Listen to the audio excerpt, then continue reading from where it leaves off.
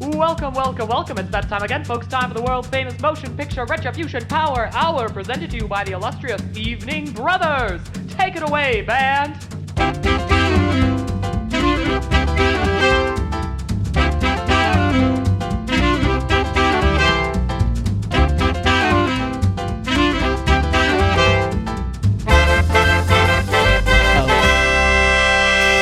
Welcome back to the Motion Picture Retribution Power Hour, presented by the illustrious Evening Brothers, the only podcast on the entire internet. I am Brother Preston.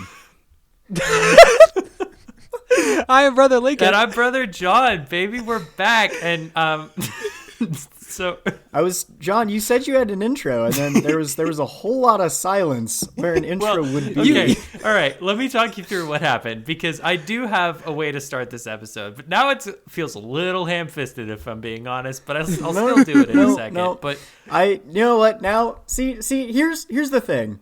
Preston, wait, no, what happened? I need to tell you what happened. See, here's the thing. I really want to know what happened. I want to tell you what feel happened. like kind of an asshole for like steamrolling over your intro.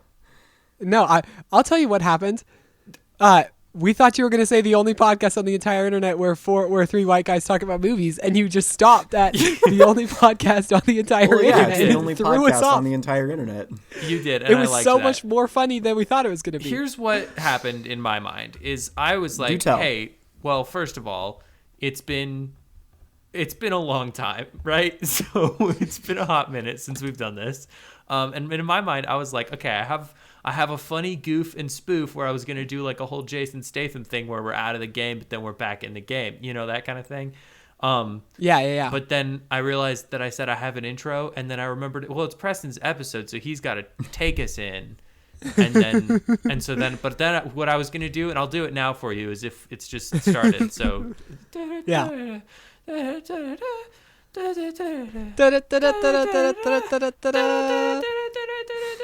Welcome. Well, Preston, fuck, you would still say that. See, this is the train that we've hitched ourselves to, right? You see the problem? But then let's pretend like Preston did his whole good business. Welcome to the Motion Picture Retribution Power Hours. I'm your little guy, Preston. And then we would all say our names, and then I would say something. Yes. Something like, well, hey, it's me, Jason Statham, back in the game again. They got us out of the game, and now I'm back in the game. I would do like that's sort of what I would do. I also had the idea that maybe we could that would have been really funny, John. I'm so sad that you didn't do that. I also thought maybe we could do some sort of like the drought is over, there's rain on the plains again kind of thing. Yes. The streams have burst forth. Yeah. It's harvest once more from the ripe vines of our voices. But get ready to flip your grain in slow motion because it's harvest time. Here's where you're wrong. Okay. I do not believe that the harvest will be bountiful. Because you know what movie we have watched. Okay. The harvest isn't plentiful, and also the workers are few. It's just bad all around. It's not a good business model. I feel like we need to address there's the elephant that has been the cloud over our heads for the past like 2 business fucking months, which is we have to watch the movie we didn't aVa, record a podcast, and I don't want to, and I didn't want to, and then I watched it, and I was fucking 100% 10 out of 10 right. I was so mad. I just got increasingly angry over the course of the movie that I had to watch. It's so frustrating. Preston, tell us what aVa is. Tell us what aVa pretends to be, please. So I asked you boys to watch the movie aVa, which you then refused to do for the aforementioned 2 business months. Oh, yeah, totally. Every single day I wanted to do this podcast, but no, aVa could Preston. not be watched for 2 business months.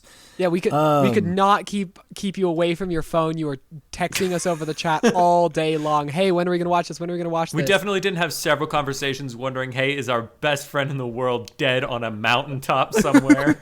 We didn't think about calling your mom for the second time to see if she knew where you were.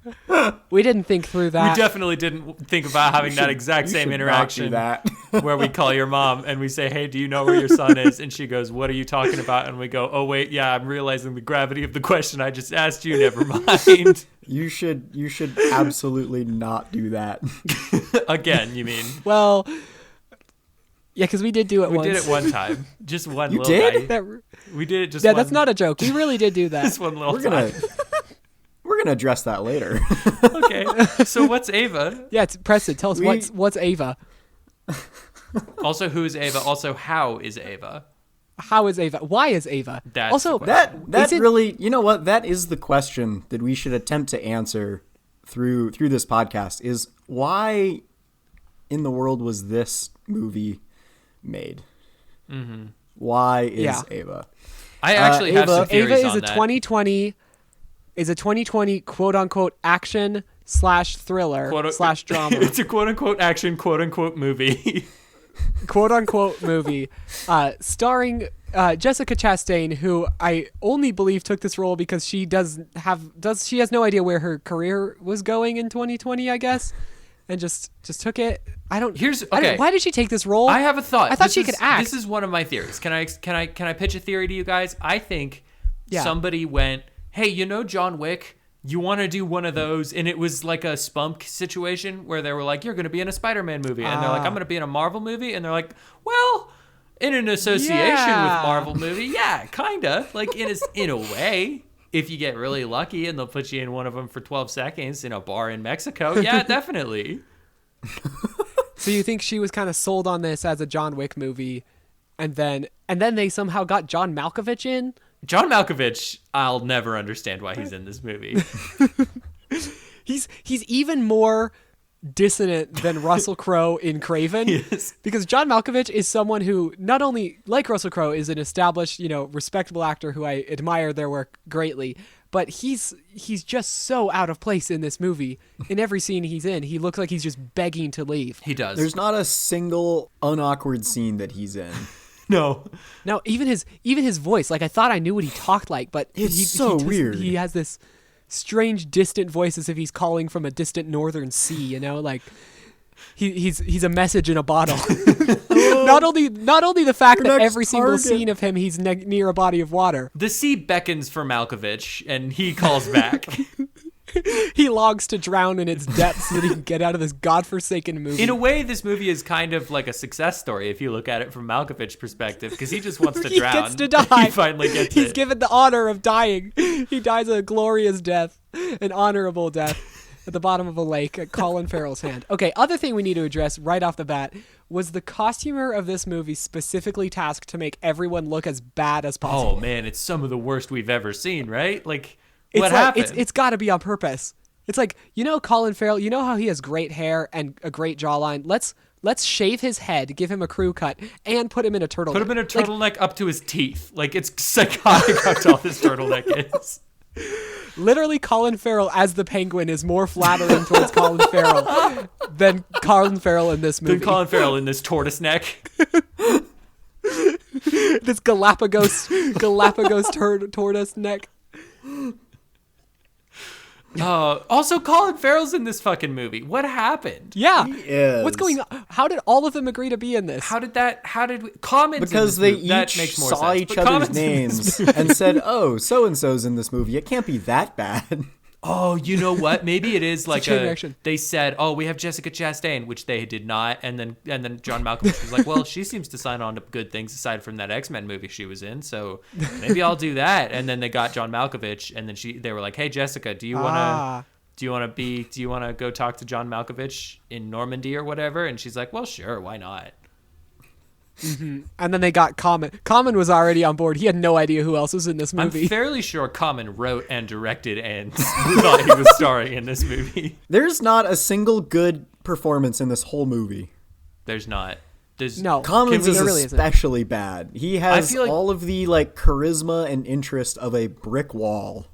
Hey, come on. Brick walls are interesting. He has... Yeah, brick walls at least are. He's got drywall. That's what he is. Yeah, brick walls are a lot easier to act against than him. Is he? He's a beige popcorn ceiling. Oh, Oh, that's mean. That's cruel even for you, Preston. I feel like it's important to mention that he is not the worst actor. None of the people we've talked about Oh are the worst no, in this definitely movie. not. No, who's the worst? The worst is the sister, and it's not even fucking close. It's not Oh, even... you mean great value Dakota Johnson? I thought she was the chick from The Bear for a minute, and I was like, wait, she's really good in that. And then I realized, oh, that's because it's not the chick from The Bear. It's somebody else who's not good. I don't like her. Okay, Preston, please tell us, what is this movie? What happens? So, oh man, all right, fine. So, in this movie, we meet aVa. aVa Faulkner is apparently her name. He knows every character. He always knows people's names, and I never know anyone's names. They were so clear about what her name was, though. It's the name of the movie, but it's the name of the movie. Is seen like 45 times in the opening credits. Oh yeah, we'll talk about the opening credits in a second. aVa, she's a contract killer. A job goes bad. There's some very strange stuff with her family in the middle. Apparently, she just doesn't talk to her family for like 8 years. She was dating, but not so much that she they thought she was dead. She just is a bad friend and family member. Oh yeah, 100%. Yeah, she kind of Prestoned on him. All right. That's enough out of you. This is my episode. Yeah, apparently. And that, guys, is proof that negging actually works. So, congratulations. That's right. We've been a Dude Bro podcast this whole time. We're stoics. Expect less than what you get or something. Something about buy shrimp. crypto. Something. DraftKings. Something about lobster. Raid Shadow Legends. If you really think about it, that's the woke mind virus. Holly Weird. Elon Musk. Am I right? Red pill. It's We're really good at this, aren't we? more like the MCU if you ask me. Oh, you got him so good. Got their asses. aVa was probably a DEI hire because she's a drug addict. Yeah, probably more like more like Shia if you know what I mean. Yeah. As a man, I totally know what you mean. As John. a fellow brother, I feel really as a fellow stoic brother. I felt nothing while watching this movie. Oh, wait, that was true. I'm not a stoic, but I did feel nothing while watching this movie. Yeah, they're not connected. Can that please be... Can something along those lines be the title of this episode? I don't think there's any gold to be mined in that particular segment we did. That might not even make it into the podcast. Sorry, wait, Preston, I know you were going to take over the episode again, but is there any chance you were thinking that we were going to call it aVa? Is that what you thought this was going to be? No! That's my favorite Netflix original I'm not animated stoic, series. but I felt nothing during this movie. That might be that's a great podcast description. Yeah. That'll work. Okay. Can I... Go ahead.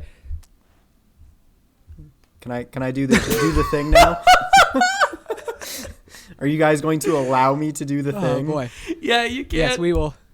We will allow you. She's a killer for hire. A hit goes bad, and the company she works for tries to kill her. And there you go. That's the synopsis of the movie that you should use to find literally any other movie with that synopsis to watch instead of this one. Yeah, so this movie sets itself up, or it kind of postures itself in the vein of John Wick, postures itself in the vein of, Ballistic X versus Ever. It's all about a job gone wrong. It's kind of a Ghost Protocol situation.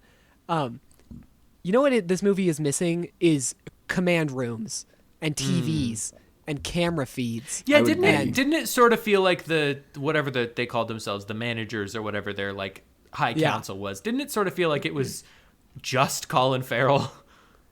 Yeah, it's like, who else is working here? Like, how many people are part of this organization? Because we've only seen like 4 in this whole thing.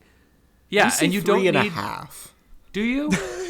Who's including John Malkovich is only he's halfway out of the water, so he's half a man. We see 4.5. I take it back. Wait, who's the half? Tell me. Colin Farrell's daughter. Oh, she's an agent already. Oh, you mean the one where Colin Farrell was like, "Hey, this isn't for women, don't you know?" And then the movie's like, "I agree. That's the correct statement in the logic of this movie." And they do this whole bit where he's like, where one of his guards is like, "Oh, I was there in Paris," and she like gives Colin this like weird little look, and it never gets addressed. Well, she was there in Paris. We saw her. Well, yeah. Yeah. What do you mean, well, yeah? You said that like it's not the thing to dissuade your entire argument. What do you mean, well, yeah? Well, she gives him a little look, but then it's never, I know she never gives him a mentioned little again. look, They're like, Preston. hey, why are you lying to Guys, aVa? let's table the little look why question. are you telling Let's move on to aVa more that important Alright. things. he was in Paris when I was in Paris? We'll get back to Little Look Gate later. Okay, Preston, to be to be perfectly honest, I have no clue what you guys are talking about. I don't remember that scene at all. You know what? It's fine because like 95% of this movie, it does not matter. That's so true. President, when you were going through explaining the plot for as long as, honestly, longer than it needed, I was like, even during that tiny synopsis, I was like, did a hit go bad? I'm trying to remember. Well, because, okay, this is the weirdest thing about the structure of the movie. So it starts with her, she's pretending to be a chauffeur. And then she kills Mr. Fantastic, yeah. Yes, she kills Mr. Fantastic. And then... I was not ready for that, John, sorry. She kills Mr. Fantastic, and then she's like, I'm feeling pretty out of whack. I have some personal things I need to fix. Let's go to Boston. And so she goes to Boston and hangs out there for 6 hours and then gets called and does another job. That hit goes bad. She barely escapes with life. And then she comes back to Boston. So there's 2 separate Boston excursions. Yeah. And you feel like, oh, maybe Boston is home base and she's going to return there after every kill. But no, the rest of the movie takes place in Boston. There's no further change of city after that. Doesn't it kind of feel like in a better movie, and I know we do this every time, but doesn't it kind of feel like No, we always try to rewrite it. This whole time, I was challenging myself to not rewrite this movie, but it was so hard. Okay, so all right. Just go for it. Doesn't it feel John. like in a better movie, you would have one good hit so that we prove that she's capable and solid. Then she goes to Boston. Yes. Then she's the only person that can do this other hit. So she goes and does this other hit, but she's feeling out of whack. And that's where we start, where she asks the question like, hey, do you know what you did? That's where we should be introducing that idea that never comes up again. But I feel like that... And then her asking, do you know what you did, is why the hit goes bad. That fucks up the hit. And then they all almost die. And then they try to kill her after that for that reason. Because they're like, not again. The way that this works, it kind of is like... It kind of feels like a Wile E. Coyote chase where Colin Farrell's just trying to sort of make her like the Roadrunner into a building. Like that's what he wants. Is his ideal situation, it seems like in this movie, is that she accidentally, 100% genuine accident, gets hit by a bus. And then he doesn't have to think about it. That would be his best, yeah. Yeah, it does feel like that. And given, though, that in this movie, no one has any feelings towards anyone else at all. There is no... We don't explore a single relationship in this entire film. I would argue that we explore one relationship for about 12 seconds. Was it Common cheating on his fiance after he earlier in the movie was very clear that he wasn't going to? It was Common cheating on his fiance. I was like, there is no reason to degrade that character's, character quality. There's no need to degrade his reputation in front of us. There's like, that didn't lead to anything. It didn't mean anything, but they're like, you know what? Common's character has to cheat on his fiance. He's the worst. And then it just happened. And then we just moved on and it's like, okay, great. Well, you missed the point. It's supposed to be... See, this is what happens when you when you force yourself to watch this fucking thing twice. When you say you've uncovered some hidden depth. You know what? And honestly, I hate myself for revealing this hidden depth that apparently you guys miss. Okay, but to be very clear, I am not defending this movie in any way, shape, or form. No, you're just a cinephile, and so you engage with movies on a deeper level than us common folk. Yeah, right, he gets exactly. themes. He knows what cinematography is. Yeah, he knows who Roger Deakins is. That motherfucker knows about LUTs. I'll tell you that for sure. That man has seen an interview that David Lynch did. He saw the thumbnail for it. He didn't click on it, but he saw the thumbnail. That man... It was but like the fact that was even recommended to him in his YouTube feed, like, dude, cinephile. That man has... Like, The Godfather... Godfather Need I say more? Part 2. That's a guy who's walked past Mulholland Drive at a Barnes & Noble and stopped for a second. I thought about it for a second. Yeah. Yeah. That's a man who saw the Blu-ray cover of Goodfellas and thought, it's worth a watch. That's a man who Googled the Criterion collection just to see what it was about. Just to check it out. Yeah, he's a true appreciator of the art. Yeah. Yeah, that's a man who picks his toenails in a movie theater just so that he can really get in contact with the character. Did I ever tell you guys about that time I saw a guy clipping his toenails in a movie theater? No. We've taken this sort of masochistic glee in just derailing ourselves this whole time. I actually do want to hear this deep theme that our true our resident cinephile resident has uncovered. So let's hear this nail clipping story after. Okay. So aVa has this moment where she's strangling this mob boss named Tony that apparently her sister's fiance, Ava's ex-fiance, boyfriend, whatever. She's strangling the mob boss because apparently that's just another storyline that was very critical. I saw that part of the movie. The movie. And she goes, I've killed 42 people, but that's not even the most terrible thing because I was trying to steal my sister's fiance. Did she say that in the movie? She does say that. Okay, so here's this deep theme that you discovered was that she said it out loud. Yeah, what you're presenting to us is just factual, categorical data that we both checked out in fairly similar part of the movie. Wait a second. Hey, you know Are what? you even a true cinephile? Name three movies. I chose this movie for some dumb fucking reason, and I forced myself to watch it twice, and so now both of you also have to suffer through all of the bullshit that I noticed on the second time watching it that I didn't even want to watch. I don't think you heard my really great joke. I said, I don't believe you're a cinephile. Please name three movies. aVa, obviously. aVa 2, and aVa 3. aVa 2, The Trench. aVa versus aVar. And then aVa Tokyo Drift. Yeah, okay. Boom, there we go. Actually, it's aVa 3, The Trench. Only real cinephiles will know that one. Are you suggesting it's aVa 2, The Trench, and then aVa 3, The Trench? What a chronology. aVa, why isn't that in the Criterion collection? It goes aVa 2, The Trench, aVa 3, Still Trenching. aVa 4, Back in the Trench. aVa 5. But it's 4v4 is how they spell it. aVa, A5 of deeper. I was about to say we need to get to aVa V 5, so it can be the like v lowercase a, capital V, lowercase a. Yeah, Roman V. Oh, AVA, yeah, AVA, deeper part of the trench. aVa 6, Marianas. aVa 7. The aVa 7th, the 7th one. aVa 7, that's it, just aVa 7. 8Va. Yes. And then aVa 9, this time it's upward Maybe trench. Maybe we can do space. Like Ave, and then Va. aVa 9, space. aVa 9, moon trench. And then the 10th movie is called AXA, and it's still pronounced Ava. Right. And it takes place on Mars. Right, and it's called AXA X Kong. Yes. And then it backs around and becomes Interstellar. Interstellar and aVa anthology.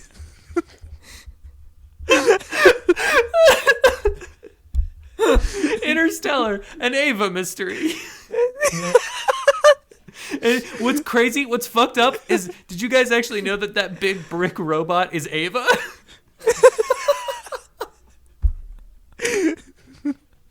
I was a lot more attracted to that big brick robot than you were Jessica Chastain.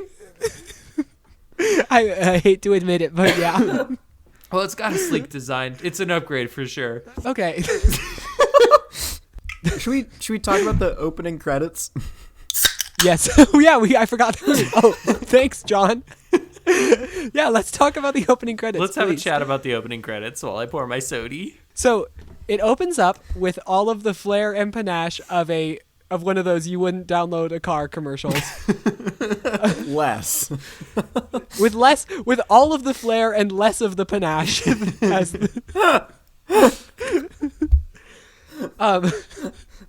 And it's like it's this although wacky. That would imply that this movie has style over substance, and it has neither. I would say that these opening credits are very stylish. These opening credits, I was like, okay, we're cooking. We're setting all the stage for like a good, solid, interesting movie. Problem is, these credits are more interesting than anything that happens in this movie. Than anything else that happens. So yeah, it's this kind of magazine cutout, newspaper, photograph, artifact montage of her life from the beginning to her becoming a partier, to her getting really good at fencing, and then she joins the military, and then she becomes a contract killer. I don't actually remember what I had to say about it other than that it happened and it's kind of wild and the rest of the movie doesn't feel like it at all. Yeah, it's weird. Like, okay, all right, this is something we haven't talked about, and maybe it's a little early in the pod to get into it, but I feel like it's important that we address podcaster over here calling it the that pod. aVa. All right, aVa has she's an alcoholic, right? Recovering alcoholic. And yes, that is important to this movie because, and this is incredible to me, alcohol is her go juice to end the movie. That's how she wins the movie, is by doing some alcohol. When I saw her at the very beginning of the movie reach towards the alcohol and then the like low bass rumble starts to kick in and she refuses, I thought, wouldn't it be so funny if it was like The Rock and guns, if it was like it will make her too powerful and so she has to avoid it. Yeah. And I was right. I think it's so incredible that she has to get like her little super soldier serum, and by that I mean Jose Cuervo. Alcohol. Like, I think it's so funny. And it's like, in order to truly let go of the past and think and put others before herself and find the strength to carry out the job, she must return to her demon at the bottle and drink, and sacrifice her mind to the, to that good stuff, to that good sweet liquids. Like, it's just it's kind of fucked up to me that the whole movie is her. It is like forcing herself to be good, be a solid person, do the best she can, not drink. Like, it's she's got like chips. She's doing the douche. She's walking the steps. And the movie's point is like, wouldn't it be so much better for everybody if she wasn't? If she just gave up just once. And there's zero consequences to it. Yeah. Not only are there not she wins the consequences, fight. I don't think she could have won without it. Like, she needed it to land on that sand. Like, I assume, because that scene happens, it's several hours before like the finale of the movie, but I assume, well, it feels like several hours. I don't know. But I assume not several hours. It doesn't matter. It's not even a whole minute, John. I assume that she has like a camelback of tequila that she's just sort of mainlining so that she can survive this fight. She charges it up like, like Bane. It's her venom. Yeah, she's like, Colin Farrell. You've prepared yourself for this moment, but you didn't know I had the Bane juice. You merely adopted the fireball. I was born in it. John, can you cut out that false start? Yeah, of course. Right to my... Can we talk about the ending here? Yeah, because we might as well. This pod's about done. We're about wrapped up, right? There's a fight scene. It's been 28 minutes. There's a fight scene in a hotel room. And then for absolutely zero reason at all, Colin Farrell is just like, well, see you later. And fucking leaves. It's so good. The whole movie, he like wants this girl dead. He has the opportunity to do it, and he's like, well, I guess I'll just see you later.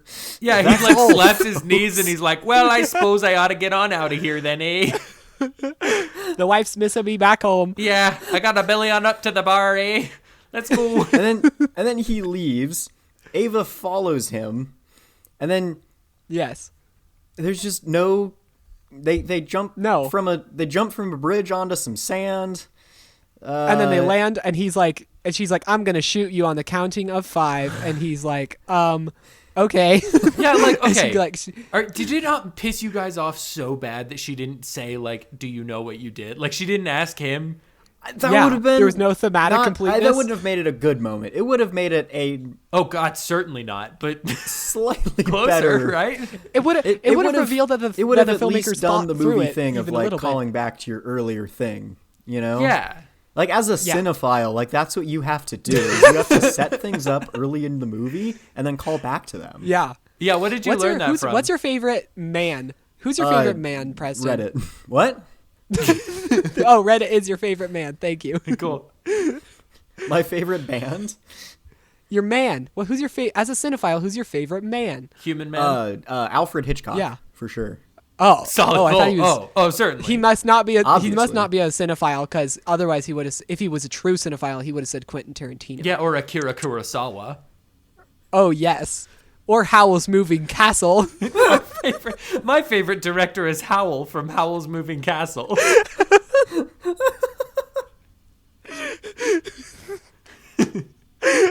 Who's your favorite director? Goodfella.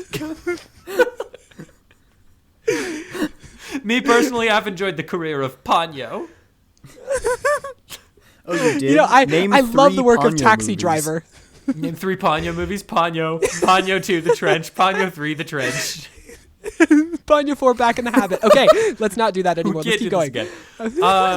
Sequels are funny. Let's acknowledge that and move on. Isn't that? Hey, Lincoln. We're like Yeah. right on the money. Do you want to just... John, I'm Yeah. fucking... Oh yeah, we didn't even let him talk through all the way through the ending. Oh, did you have other shit to say, Preston? No, John, Yeah. do the thing. Do what thing? The thing.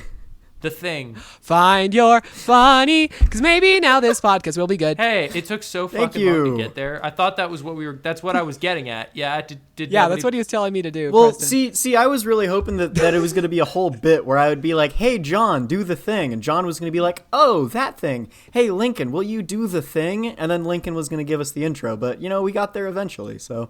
Oh, It doesn't well, even no. matter. Wait. I mean, that sounds like it would be hilarious. Let's bust a gut. Let's enact that out real quick. Yeah, let's bust a nut. Yeah, let's bust it up, Preston. Hey, Preston. Okay, start over.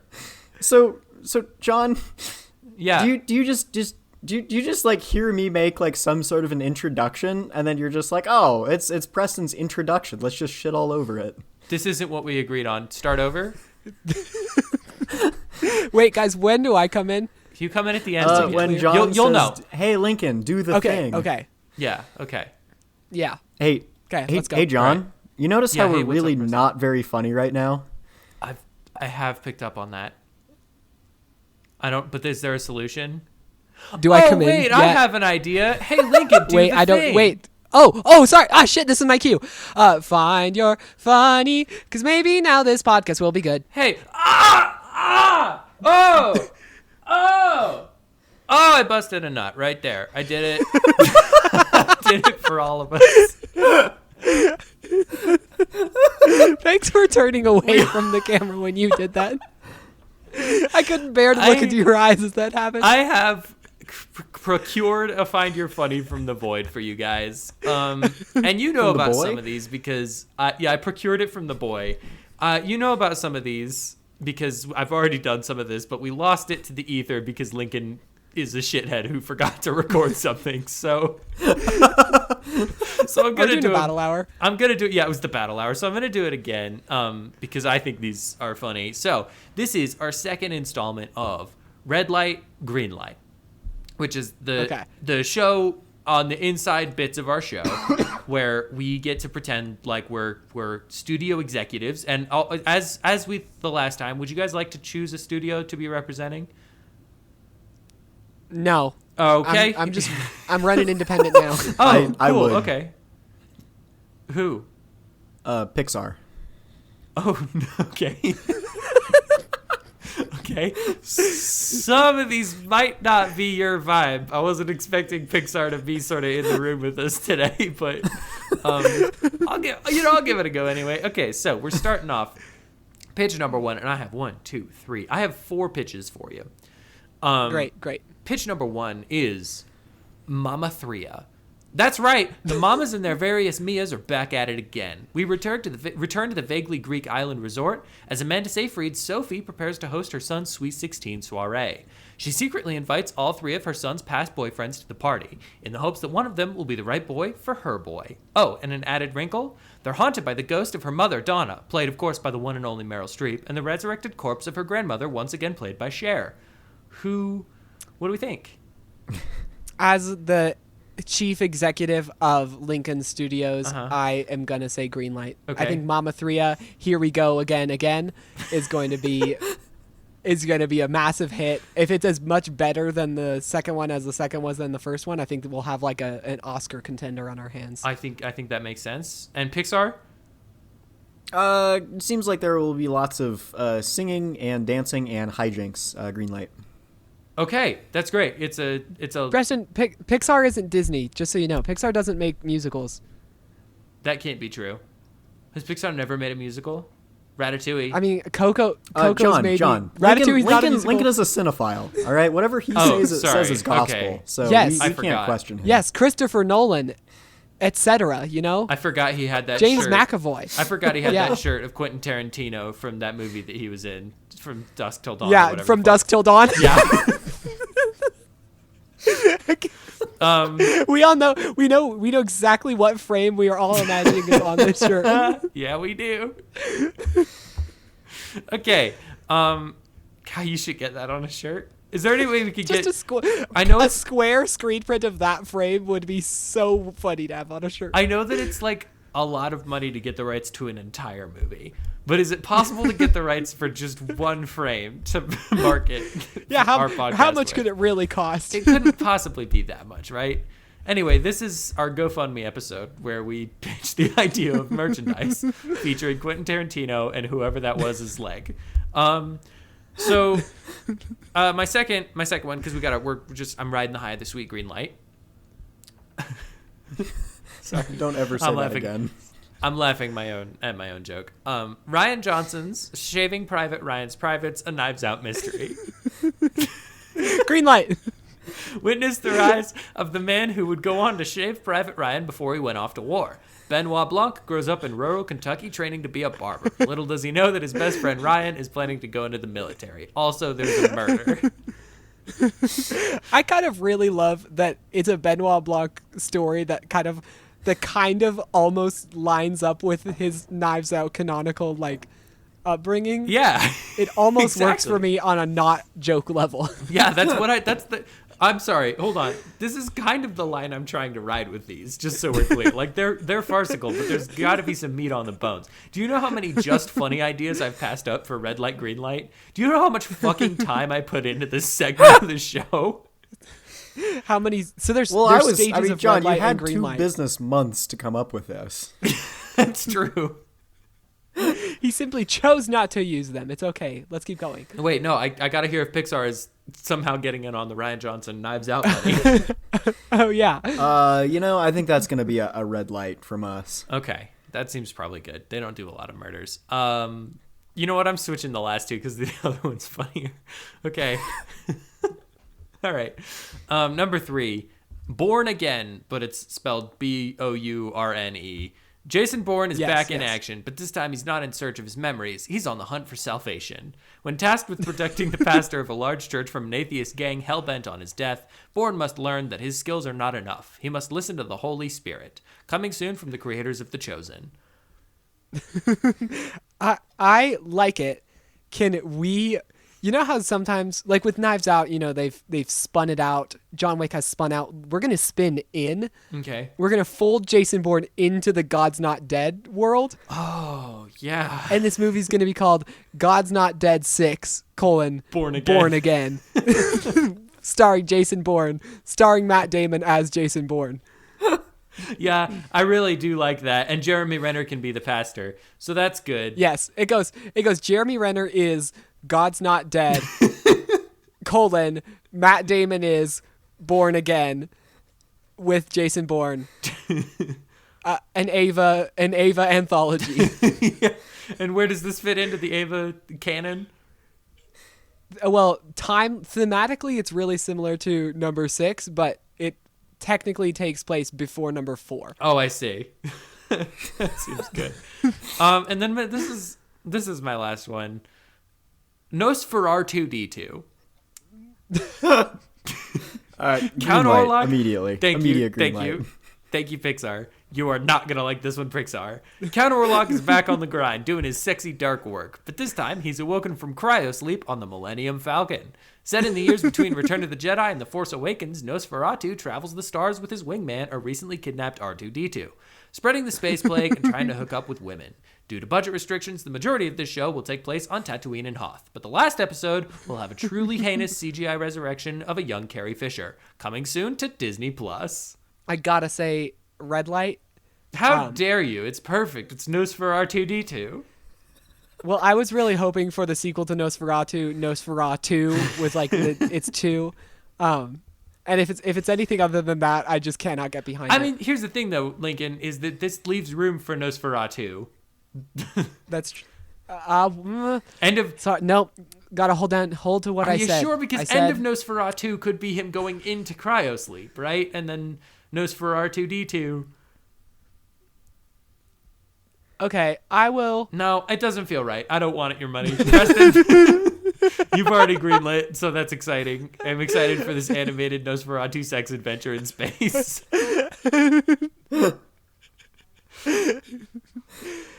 Have we found our funny? That's it. We found him. That's the find. I think we have. Okay. What do we have to say? Actually, I want to talk to you, John. Why do we think Preston chose to make us watch this movie? Oh, man. I've been working on a theory for this for the last 2 months. And I'm pretty sure I know, mostly because it was pretty apparent that Preston had absolutely not a clue in the world what movie he was going to make us watch. And he was scrolling through Tubi going, what, no, not, okay. And this one starts with A. I remember seeing that first of all, high up on the list. if I may have a brief moment to defend myself. He got through 126 hours. Oh, it was Hulu. The defense rests. Okay, that was That's it. Good. Well, I think I crushed that. Now, I think we did. I do want to there is something to be asked, right? For what are the elements of this movie that he has seen that he felt was worth talking about? And I don't know. I literally don't know. Also, this is another kind of behind the curtain thing. All three of us did watch Craven in the interim. And Craven is bad in such spectacular, weird, confusing ways, whereas this movie is bad and just kind of murky. It's not even a fun bad. No, it's not a fun bad. It's just bad. I wouldn't even really call Craven a fun bad, but compared to this movie, Craven is a fun bad. Oh, I think Craven's totally a fun bad. And yeah, I think we all saw bad for sure. We all saw Craven thinking that a couple of weeks later we were going to do our sweet Craven ep, but it's been pushed out a little bit. But spoilers for some picks that may or may not happen later. We might talk about Craven at some point. Okay, great. Have we not recorded Lincoln, Preston, we haven't recorded about Craven. No, we haven't recorded anything about Craven. No, we talked about it in real life, Preston, not on the podcast. Oh, I love that there's not a difference sorry for for trying to connect with people authentically instead of through a podcast. About Craven T. Hunter. Says the person who assumed that our conversation was digital, because how else would it have happened? No, okay, I do feel like it's important to say aVa has one thing that I think is notably specifically bad, and that's that it thinks it's really good. That's the thing about this movie. I don't think it thinks that.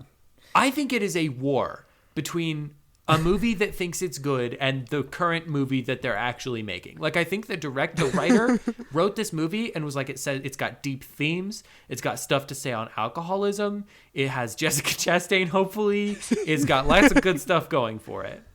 And then they started filming the movie and they were like, Dave, are you sure this is how you wanted it to look? You feel like this is it? And he's like, yeah, it's movie magic. It doesn't look right now, but this is exactly what it looked like when they filmed Rocky. Actually, I agree that this movie, I think they discovered the badness deep in the edit. I think it was probably weeks, if not months, into the cutting of this movie that they were like, this is bad. And I think they didn't have time to do reshoots. They didn't have time to even really ADR anything. They couldn't be like Sony and hastily recobble it together a dozen times.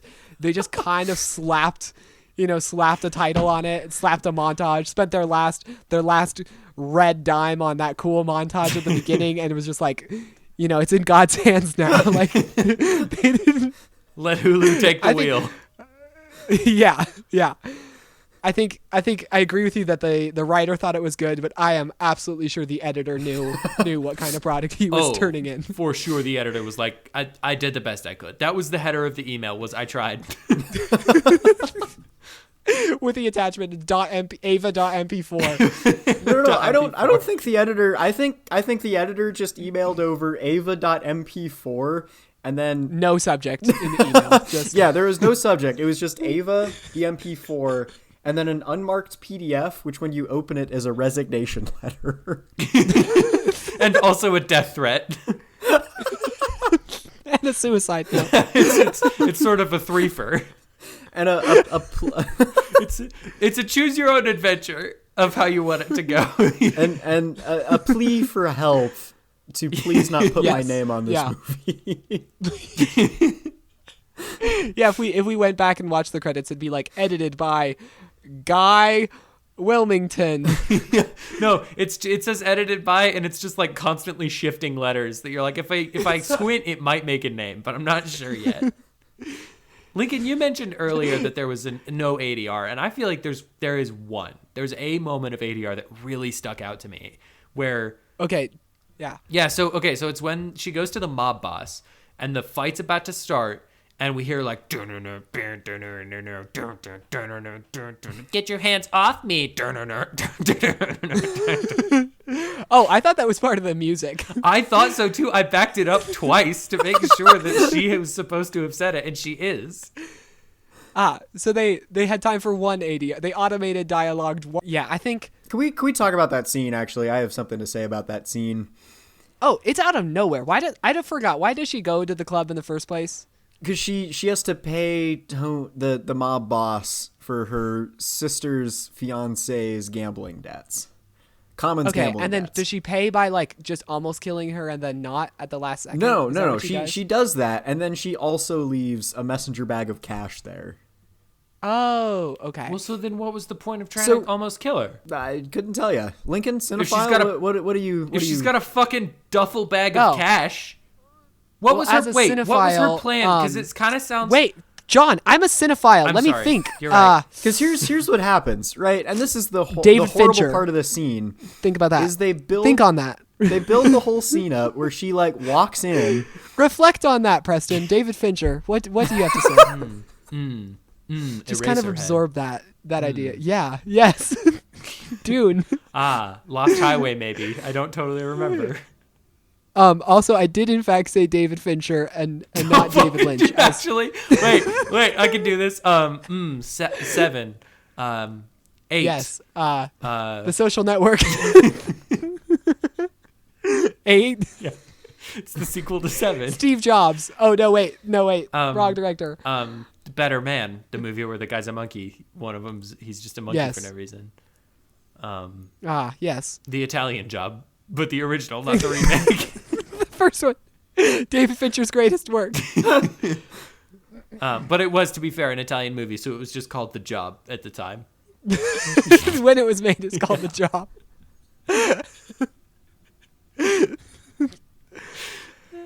Anyways, they go to the club. Yeah. The club has like, in the club there's these dancers who are like strippers, but they're shot at this like really strange, really uncomfortable angle that made me want to avert my eyes when I saw them. John is live recreating it by kind of holding his hand over the camera. I don't want to look at you. No, I'm trying to Google something. Don't worry, I'm listening. And that scene made me really uncomfortable, and it felt like it was completely out of nowhere. Well, it's out of nowhere, and it's like a total change to the whole movie, and I hate it because it sort of like gets in, like she's like beats up some guards, and then she just like walks into the middle of the dance floor, like looks around, drops the bag of cash, and then looks over and sees the mob boss, and then walks over, fights the mob boss. And then beats her up. Decides not to kill the mob boss, walks back to her bag of cash, picks up the bag of cash, walks back over and drops the bag of cash next to the mob boss. Yeah, maybe you should have just led with the bag of cash. And just left. That. Just walk up to the mob boss, hand her the bag of cash, and then leave. And say, we're square, and then turn around. Yeah, leave Common alone. And then maybe mob boss attacks her, and then that's when we get the fight scene. But there's no need for it. Did you feel the overwhelming sense that this movie actually wanted to be a drama, but it was kind of turned into an action movie at the last second? That this movie wanted to be just about someone struggling with addiction? This movie wanted to be a lot of things. And it's not any of them. It is a movie. Barely. Is it? Barely. Is it a movie? John, what are you looking at? Don't worry about it. What's going on? This is a future problem for us. Well, no, I really... John, are you looking up what movie we're going to watch next? Don't worry about it, Preston.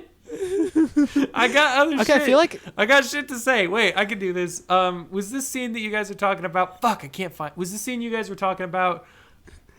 Hey. I'm back to recording. My computer shut down because I googled Megalopolis too good.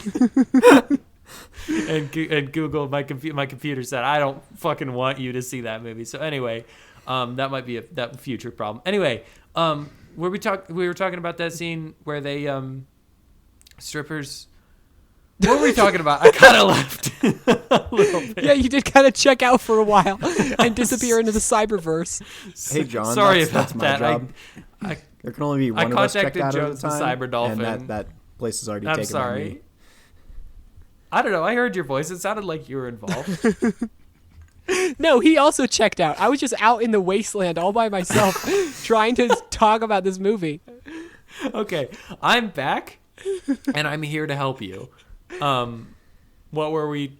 Or what are we talk? What do you want to talk about? Well, we kind of moved on from that scene. There's really not much else to address about it. So do you want to just kind of run through your notes, so to speak? No, I'm not going to do that because I know you hate that. I know I've got lit on the fucking coals for that. But yeah, I am going to go quick through them and see if there's anything. But yes, I am going to do that. Do you guys remember?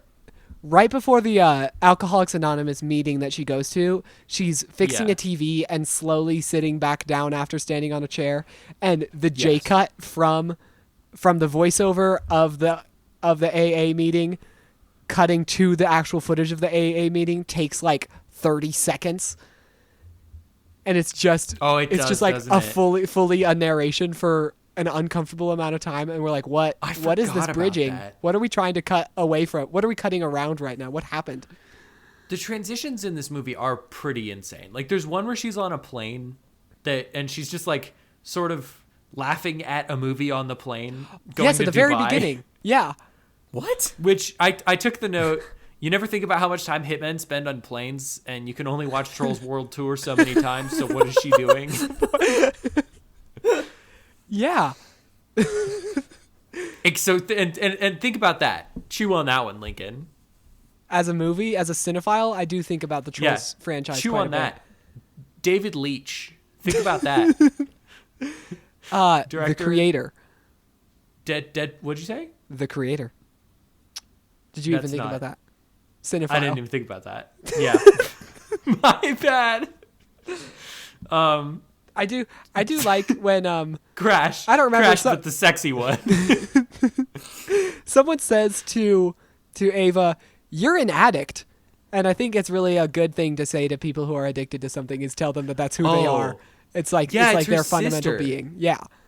It's her sister, and she's like, "You're an addict." Or no, Malkovich is like, "You're an addict," and then later her sister is like, "I liked you better when you were drinking," and it's like, holy shit, dog. This movie has some really fucked up things to say about addiction and substance abuse.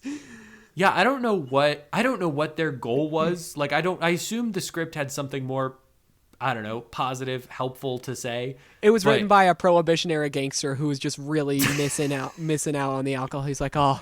Back in the good old days when people would drink and men were men and women were aVa. John Malkovich fished in the ocean. God, I miss my wife aVa. I've made so many life mistakes. My name is Common, by the way. I'm a mob boss. Hi, it's me, Common, the mob boss. The mob you guys boss. know he used to go by Common Sense? I just learned that the other day. Why did he choose this movie then? I mean, during this movie when I got bored and Googled some stuff. Doing a lot of Googling over there. This movie has the vibe that it was made by executive producers. It was made by people who watch a lot of movies get made, but never have actually put like a wrench to a bolt and made a movie. Totally. It feels like, it also... Yeah, we'll just get Jessica Chastain. She can act through whatever script she's given. Oh, don't worry. We'll just get a stunt double. We'll stunt double all of the action. Don't worry. Oh, well, don't worry. We'll shoot it in the dark so you won't be able to tell. Yeah, that'll be fine. Doesn't it also kind of feel like one of those videos that are going around right now where it, like the caption is like, "Can you believe this whole thing was made using generative AI?" And you're like, "Yeah, I actually kind of can, dog," because it looks like dookie. It's terrible and slow and weird. And yeah, I do believe that a computer made this. Really, this movie, every character who has a addiction or a struggle with something faces no consequences for their action and is even maybe rewarded for giving into their worst impulses. For relapsing, indulging. Yeah. Preston, you know what makes me mad about this? I'm mad at you specifically. Oh, why are you mad at me just specifically? Because you could have chosen anything, I could've. right? And you didn't take any time to decide on that. So that's frustrating. But also B, and I feel like this is more important, the thing that you chose, I feel like if a movie is bad in a way that I find interesting, if a movie is bad in a way that I find funny, or just so abhorrently bad that it's like, it's ridiculous that it even got made, there's something to latch onto, something to hold. This is like a smooth porpoise. There's nothing, there's no handholds. There's nothing to grab onto. It's like an eel trying to wriggle its way out of your hands. Hey, John, would you say that this movie is the cinematic equivalent of a smooth porpoise? Of a smooth porpoise that you're trying to catch. I would say that this movie is the cinematic equivalent of LaCroix. This is the cinematic equivalent of staring directly into a fluorescent light. This is the cinematic equivalent of going out to eat when you are so not hungry. Oh, and it's like an American grill and the portions are huge. And you're I'll have the $15 burger, please. I'm not gonna eat a bite of it. This sounds awful. I'm gonna look at it and yarts. This movie is the cinematic equivalent of having the hiccups. This is the cinematic equivalent of if Guy Fieri didn't have any tattoos or highlights.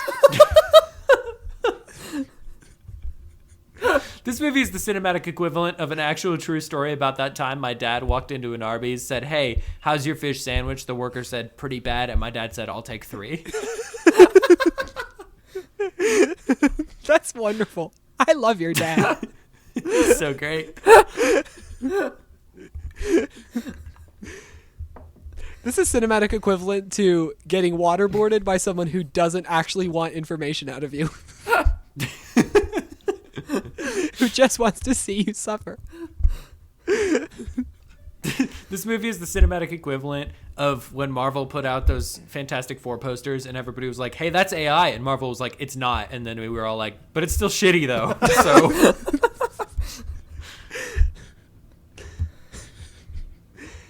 yeah, I think we got it.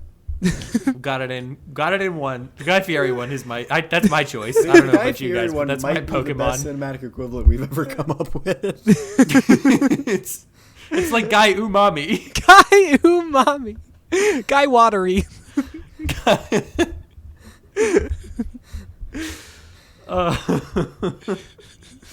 What a fucking movie. I hate you, Preston. What a lack of a movie. What a hole where a movie could have been. This movie is already seeping out of my brain. Already there's things that we talk about. I'll be honest to you. Cool, interesting. Originally, when I saw aVa, I was like, "Oh yeah, that was a movie that I watched that was really bad, and we should watch it for the podcast." And that was the only thing that I remembered about that movie. That checks out. Yeah, boy, wow. Okay, John, give us the dog bad shit news. Product. Okay, so the bad news is different from the bad news. For a second, I was going to make you watch Megalopolis, but it can't stream anywhere, so we'll do that later. But you know what? We have a good fallback. So we've talked about it a lot, and I feel like we've been teasing it. We all went to go see it, so it's kind of a given. Next episode is going to be Scooby-Doo: The Mystery Begins. John, I knew so certainly that you weren't gonna say Craven. It was not a surprise at all. Like, Good. As soon as you started prefacing, I was like, oh, it's not Craven. Okay, at least I don't have to see Craven again. Not yet. I'm saving that for a special episode. Don't worry, I've got a plan. So it's Scooby-Doo: The Mystery Begins. When was this movie made? I believe 2008. Scooby-Doo. Mystery Begins. Great. Begins. Yeah, 2009. That'll do. Great. Preston, take us out of here. It's extremely, extremely rentable. Oh, good. Oh, good. Perfect. Preston, save us from ourselves, please. Oh, wait, we got to check. I haven't checked the email in so long. Maybe someone has emailed us in the business meantime. months. Perhaps somebody has reached out to us. Email us at mprphpodcast@gmail.com. And It's mprphpodcast@gmail.com. We have 4 new emails. Oh, read them all. Email read them all. 1 from Netflix. Sorry to say goodbye. That's when I canceled a free trial of Netflix. you used the podcast email to get a free trial of Netflix? Email number 2 from Netflix. Hey, Jonathan, check out today's top 10 TV shows. That's from when Netflix tried to weasel me back in. Email number 3 from Netflix. Jonathan, let's reunite. Email number 4 from Netflix. Jonathan, for just 99 Thai baht a month, you can have unlimited Netflix. So not only did you use the email for a free week of Netflix, you use it for a free week of Thai Netflix? John, are you that broke? Do you need $8? I will give you $8. Wait, I need a currency calculator. It's $5.87. I'll give you 8, John. I'll give you 8, and you can buy yourself a coffee on your way home. Do you really? John, you can just ask. You can ask. We're here for you.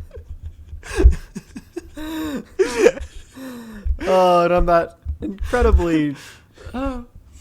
On that note, this has been the Motion Picture Retribution Power Hour. I have been Brother Preston. Keep your head down and your powder dry. And your mouth closed and your butt clenched. I have been Brother John. I have been Brother John. Keep your pits moist. Keep your toes trimmed. Oh, guys, that time. Yeah. Okay, so I was going to see Mandy, right? And I have been Brother Lincoln. I could crash you from here. Thank you for listening to the Motion Picture Retribution Power Hour. He was clipping his toenails, and I felt one hit me in the back of the head, and I turned around to him, and I said, "Hey, man, can you not clip your toenails?" And he was like, "Oh, yeah, okay, I guess not." And then he walked